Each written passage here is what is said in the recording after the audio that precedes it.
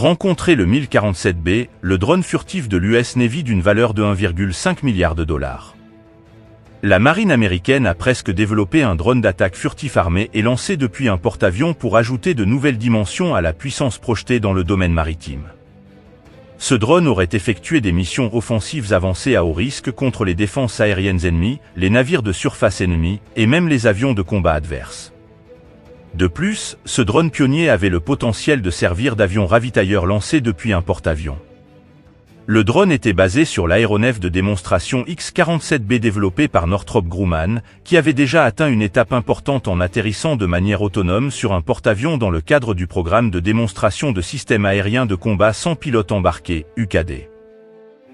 Malgré cette réalisation, de longs débats et des délibérations programmatiques ont conduit à l'annulation du programme UCAD. À la place, la marine a opté pour le développement d'un drone ravitailleur moins furtif et non armé appelé MQ-2 Singra. Le 18 mars 2021, certains membres éminents du Congrès ont exhorté la marine à reprendre le développement d'une capacité similaire à UCAD. Retirés en avril 2015, les deux X-47B de l'US Navy, connus sous les noms d'indicatifs Salty Dog 5001 et Salty 2502, représentent le progrès le plus significatif dans les systèmes aériens de combat sans pilote à ce jour. Avec son profil distinctif élégant, furtif et sans queue, l'aéronef est devenu un emblème de l'avenir de la technologie des drones militaires. Mais comment le programme a-t-il vu le jour, et pourquoi le Salty Dog a-t-il été retiré? Northrop Grumman a adopté une approche ambitieuse, en commençant par la construction d'un petit démonstrateur de concept appelé X-47 à Pegasus, qu'elle a entièrement financé elle-même. Le X-47 a rempli les objectifs de Northrop Grumman lors de son premier et unique vol en avril 2003. La société a ensuite conçu un aéronef beaucoup plus grand pour répondre aux exigences de la version navale, le 1047B. 6 ans après le début du développement du 1047B, Northrop Grumman a finalement reçu un contrat pour construire deux X-47BS. À ce moment-là, les drones militaires étaient devenus beaucoup plus importants en raison du succès des MQ-1 Predator et MQ-9 Reaper en Afghanistan et en Irak. Bien que les coûts de développement aient été significatifs, atteignant près de 1,5 milliard de dollars d'ici 2015, le programme s'alignait bien sur les nouvelles exigences de la marine. L'une de ces exigences, que le drone soit capable d'effectuer des missions d'attaque à longue portée, reflétait la nouvelle orientation stratégique de la marine vers la Chine, y compris les préoccupations croissantes concernant les avancées dans les technologies antimarines. Sans stabilisateur vertical et un nez pointu, l'entrée d'air pour un seul moteur turboréacteur Pratt & Whitney F100-220 est située au-dessus de son nez. Le même moteur utilisé dans le F-16 Fighting Falcon. Le moteur est un turboréacteur post-combustion à 2 arbres qui produit jusqu'à 17 000 livres de poussée. Le moteur est conçu pour fournir au drone des performances élevées et une grande manœuvrabilité.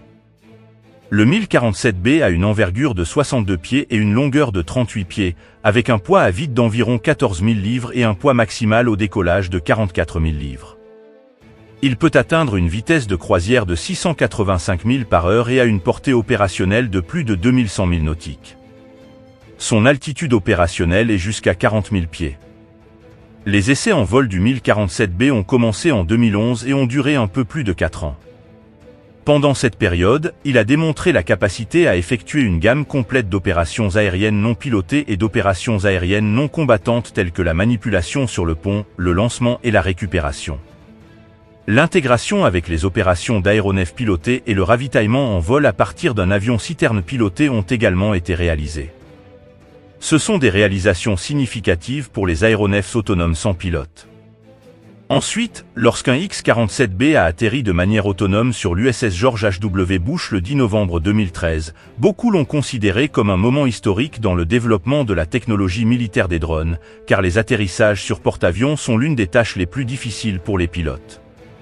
Le 17 août 2014, les tests du 1047B ont continué à bord de l'USS Theodore Roosevelt.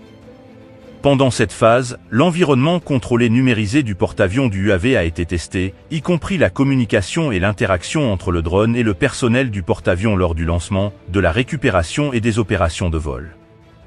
De plus, le 17 août 2014, le 1047B a marqué l'histoire en décollant et en atterrissant sur le Theodore Roosevelt aux côtés d'un FA-18 Hornet, marquant la première fois qu'un UAV opérait conjointement avec des aéronefs pilotés à bord d'un porte-avions. Le Hornet a été lancé depuis le porte-avions, suivi par le 1047B. Après un bref vol, le 1047B a immédiatement atterri et décollé pour vérifier le comportement du système. Après 24 minutes, le 1047B a atterri sur le pont d'envol et s'est écarté pour laisser place au Hornet pour atterrir. La démonstration a atteint tous les objectifs de test et a marqué le 5e période d'essai en mer du 1047B. Le drone avait effectué 8 lancements depuis un catapulte, 30 atterrissages à touche égaux, et 7 atterrissages arrêtés à bord du George H.W. Bush et du Theodore Roosevelt. De plus, pour la première fois, des opérations de taxi et de manipulation de pont ont été effectuées la nuit.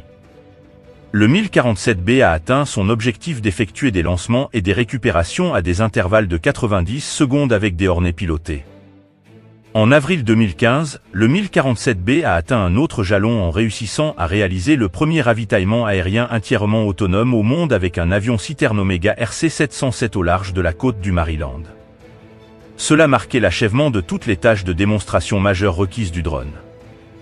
Bien que le X-47B ait réussi à démontrer qu'une escadrille de porte-avions pouvait opérer un grand drone, la capacité à opérer dans un environnement contesté, à haut risque et dynamique, qui est l'objectif ultime de la marine pour un drone de combat basé sur un porte-avions, est beaucoup plus difficile. Étant donné que le programme X-47B n'incluait pas d'armes ou de tests de renseignement, de surveillance et de reconnaissance, ISR, il n'a pas réussi à valider la capacité de survie du véhicule aérien de combat sans pilote dans une variété d'environnements menacés. Il a établi quelles missions seraient les mieux adaptées à de telles technologies.